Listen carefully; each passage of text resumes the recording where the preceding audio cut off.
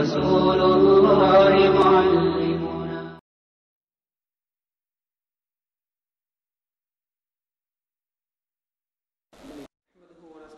ونستغفره ونؤمن به ونتوكل عليه ونعوذ بالله من شرور أنفسنا ومن سيئات أعمالنا. من يهده الله فلا مضل له ومن يضلل فلا هادي له. أشهد أن لا إله إلا الله وحده لا شريك له وأشهد أن محمدا عبده ورسوله. يا أيها الناس اتقوا ربكم الذي خلقكم من نفس واحدة وخلق منها زوجها وبث منهما رجالا كثيرا ونساء واتقوا الله الذي تساءلون به والأرحام إن الله كان عليكم رقيبا.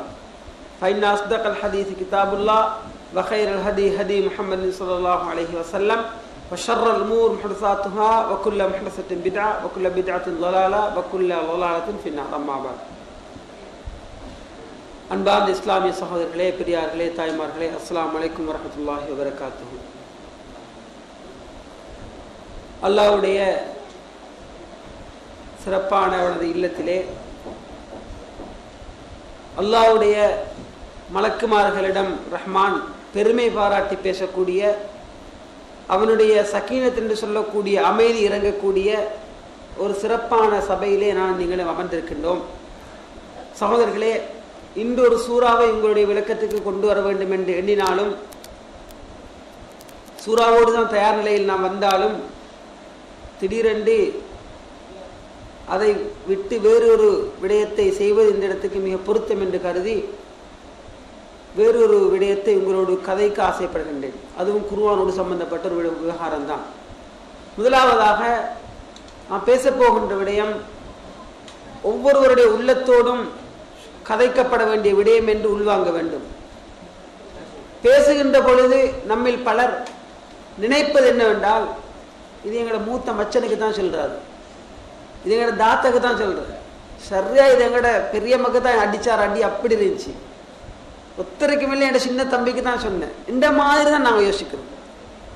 நாம் ஒவ்வொருத்தரும் இது எனக்கு எனக்கு உள்வாங்குவோமாக இருந்தால் இந்த இடத்திலிருந்து சிறந்த ஒரு மாற்றத்தோடு இன்ஷா அல்லாஹ் வெளியேறி போகலாம். சகோதரர்களே, உண்மையிலே இன்று வாழக்கூடிய இந்த யுகத்தை பொறுத்த மட்டுக்கும், எங்களுடைய இலங்கை நாட்டை பொறுத்த மட்டுக்கும் குர்ஆனுக்கு எதிரான பல சவால்கள் பல மட்டத்தால் மேற்கொள்ளப்படுவதை நம்ம பார்க்கிறோம். ஆனால் அவங்க எல்லாம் முஸ்லீம்களாக தான் நிற்கிறாங்க. முஸ்லீம்களாக இருந்து கொண்டு தங்களை முஸ்லீம்கள் என்று சொல்லிக்கொண்டு குர்ஆனுக்கு எதிராக போர் தொடுக்கக்கூடியவங்களும் குர்ஆனுக்கு எதிராக பேசக்கூடியவங்களும் நிச்சயமாக அவங்க எல்லாரும் முஸ்லீம்களாக மூமின்களாக பேர் பதிச்சு கொண்டவங்களா தான் நிற்கிறாங்க. எமது நாட்டை பொறுத்த மட்டுக்கும் குர்ஆனுக்கு எதிராக, குர்ஆன் வகுப்புகளுக்கு எதிராக, பயான் நிகழ்ச்சிகளுக்கு எதிராக குரல் கொடுக்கக்கூடியவங்க சத்தியமா அந்நியர்கள் அல்ல. அது எங்களுக்குள்ளே இருந்து வரக்கூடிய குரல்களாகத்தான் இருக்கிறத பார்க்கிறோம். இது சம்பந்தமான சில கசப்பான சில மன அழுத்தங்களை, கவலைகளை இந்த இடத்துல பகிர்ந்து கொள்வது மிக பொருத்தம் என்று நினைக்கிறேன். சகோதரர்களே, நேற்றைய தினம் நாங்கள் ஒரு சூறாக்கு தஃப்சீர் பார்த்தோம்.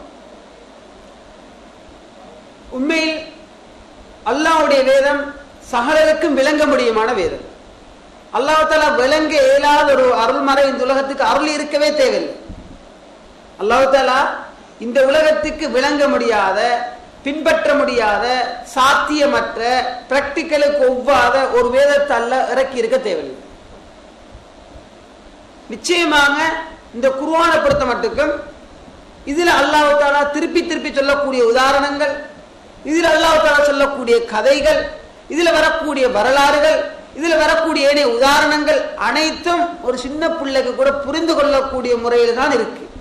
ஆனால் எங்களுடைய இலங்கை மண்ணை பொறுத்த மட்டுக்கும் துரதிர்ஷ்டவசமாக பல அமைப்புகள் குர்ஆனோட ஒட்டி உறவாடி பேசி குர்ஆனை வாழ வைக்க வேண்டும் என்று பாடுபட்டாலும் இன்னும் சில அமைப்புகள் நெருங்காதை வழிகட்டிடுவாய், பல கலைகள் படிக்காமல் குர்ஆனை நெருங்கக்கூடாது, தர்ஜுமா வாசிக்காத வழிகட்டி பேசிடுவாய் என்று சொல்லி எங்கிருந்து ஆதாரம், குர்ஆனில் இருந்தே ஆதாரம் எடுத்து காட்டி பாமர சமூகத்தை குர்ஆனில் இருந்து அப்புறப்படுத்தி தூரமாய் கொண்டிருக்கிறத பார்க்கிறோம். சகோதரர்களே, இந்த குர்ஆனுக்கு வாரத்துக்கு முன்னுக்கால இந்த குர்ஆன் இறக்கப்பட்ட சமூகத்தை நாங்கள் கொஞ்சம் அறிந்திருக்க வேண்டியது அவசியம். இன்றைக்கு உள்ள இந்த சமூகம் மாதிரி எல்லாம் சமூகம் சுப்ஹானல்லாஹ் வகுந்தும் அலா ஷஃபா ஹுஃப்ரத்தின் மின் நார் ஃபஅன்கரக்கும் மின்னார் அல்லாஹ் சொல்லணும். நரகத்தின் விளிம்பில், நரகத்தின் ஓரத்தில் இருந்தீங்க, அல்லாஹ் உங்களை பாதுகாத்தான் என்றால் அப்படி என்னதான் அந்த சமூகம் இருந்துச்சு, அப்படி மோசமாக அந்த சமூகத்தில் என்னதான் காணப்பட்டுச்சுன்றதை நாங்க பார்த்தோமானால் சுப்ஹானல்லாஹ், மனித பிறவியாக உலகத்துல நடமாடினாங்க.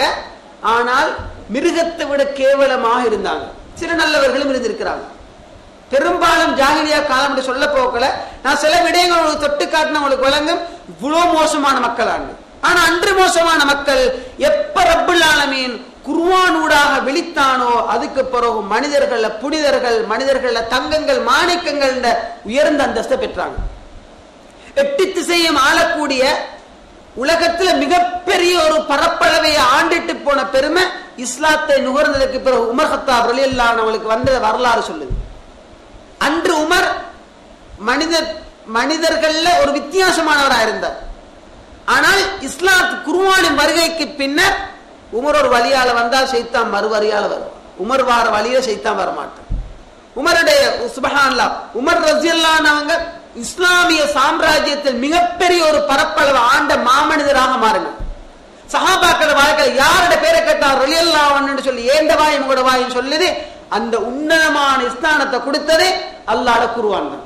சகோதரர்களே, இந்த குர்ஆன்ல அப்படி என்னதான் விசேஷம் இருக்கு, குர்ஆன்ல அப்படி என்னதான் அற்புதம் இருக்கு எங்களை பார்க்கலாம்.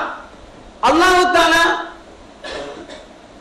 மூசா நபிய ஃபிரௌன் சொல்லக்கூடிய சண்டாளன்ல இருந்து பாதுகாத்தான். அவனை நதியில மூலடுக்க செஞ்சு மூசா நபியை பாதுகாத்ததுக்கு பிறகு அந்த சமூகத்துக்கு அல்லாஹ் கொடுத்த கிஃப்ட் என்ன தெரியுமா?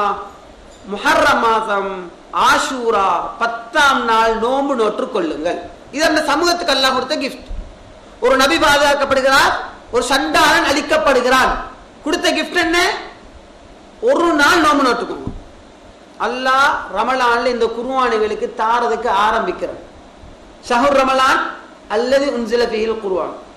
ரமலான் மாதம் அல் குர்ஆன் இறக்கப்பட்ட மாதம் என்று அல்லாஹ் சொல்லி போட்டுட்டு தொடர்ந்து என்ன சொல்றான்? ஃபமன் ஷஹித மின்கும் ஷஹர ஃபல்யஸும்.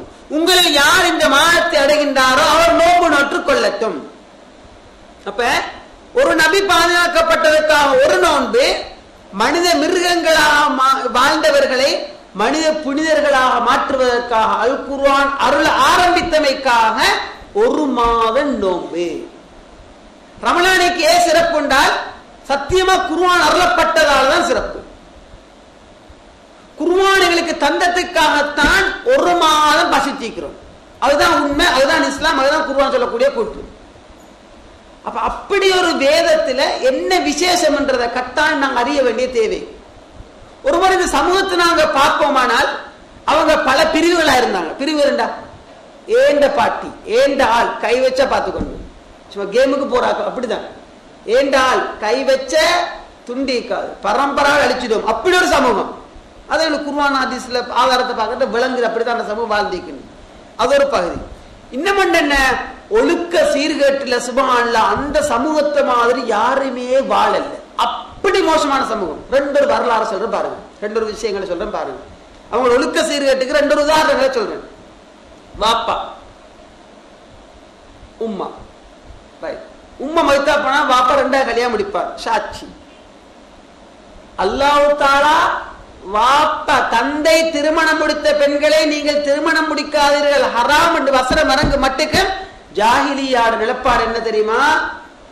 அது ஒரு வித்தியாசமான சமூகம். ஒழுக்க சீர்கேட்டுல இதை விட படுமோசமான யாரும் எதுவுமே இல்லை. வாப்பா உம்மா மௌத்தா போனா வாப்பா 2ஆவது முடிக்கிறது சாட்சி. சாட்சிக்குள்ள ஸ்தானம் என்ன? உம்மதான். சாட்சிக்குள்ள ஸ்தானம், சாட்சிக்குள்ள இடம் என்ன? வாப்பட 2ஆவது மனைவி தாய். அந்த சமூகம் அப்படி நோக்கவே இல்லை. தந்தையுடைய 2ஆவது மனைவி அவளை எப்ப வாப்பா மௌத்தாகுவாரோ உடனே அது மூத்தவன் சொத்தா சாட்சி மாறிடுவார். அவன் கையில் ஒரு புடவை துண்டிக்கும், ஒரு பிடவை. அந்த புடவை அப்படியே வீசுவான். பாப்பா மௌத்தாரா புடவை வீசி அந்த பிடவை அவளுடைய மேனியில் பட்டால் அவளை தன்னுடைய மனைவியாக எடுத்துக் கொள்வான். நவுதுபில்லாஹ். அந்த சமூகத்துக்கு ஒன்றும் கௌரவ குறைவாயிருக்கவும் இல்லை, தரக்குறைவாயிருக்கவும் இல்லை. இது ஒரு அந்தஸ்தா இருந்துச்சு. வாப்பட 2ஆவது மனைவிய மூத்த மகன் மனைவியாக வைத்துக் கொண்டு தரங்கட்டு வாழ்ந்த ஒரு சமூகமா அந்த சமூகம் இருந்துச்சு. அங்கதான் அல்லாஹ் அல் குர்ஆன் இறக்கினான். அதுக்கப்புறம் எப்படி மாறினாங்கன்ற வரலாறு அழகா சொல்லி காட்டு. அது ஒன்று. இன்னும் இவங்களோட சீர்கேட்டு நாங்கள் அறியணுமா இருந்தா இது பார்க்கலும், அதாவது அந்த சமூகத்துல, அதாவது பெண்களோட விஷயத்துல சுப்ஹானல்லாஹ், ஒருத்திய திருமணம் முடிப்பான். திருமணம் முடிச்சா தந்த மனைவி அவளோடு கணவன் மனைவியாக சேர மாட்டான். எது வரைக்கும் தெரியுமா? அந்த ஊர்ல இருக்கிற முக்கியமான ஒரு ஆளுக்கிட்ட அனுப்புவார். எவ்வளவு ரோஷம் கட்டுற சமூகம்! தந்த மனைவிய அந்த சமூகத்துக்கு ஒரு முக்கியமான ஒரு சல்லிக்காரனுக்கிட்ட, இல்லாட்டி கொஞ்சம் ஒரு நல்ல ஒரு நிலப்பாடு மக்கள் விளங்கி வச்சுக்கிறத அனுப்பி அவனூடாக தன் மனைவி கருவுற்றுட்டாள் என்ற விளங்கினத்துக்கு பிறகுதான் அவளோடு இவன் கணவன் மனைவியாக இருப்பான். எப்படி ஒரு சமூகம்! இதை இன்னும் விளங்குறா இருந்தா அந்த சமூகம் எவ்வளவு படுமோசமா இருந்துச்சுன்றால் வரலாறு எனக்கு சொல்லித்தாரு. சுப்ஹானல்லாஹ், ஒழுக்க சீர்கேட்டுல அந்த சமூகத்தை விட கேடுகட்ட ஒரு சமூகம் வாழவே இல்லை. ஒரு பெண்ணோடு 10க்கும் மேற்பட்ட ஆடவர்கள், ஆண்கள் வந்து உறவு கொள்வாங்க.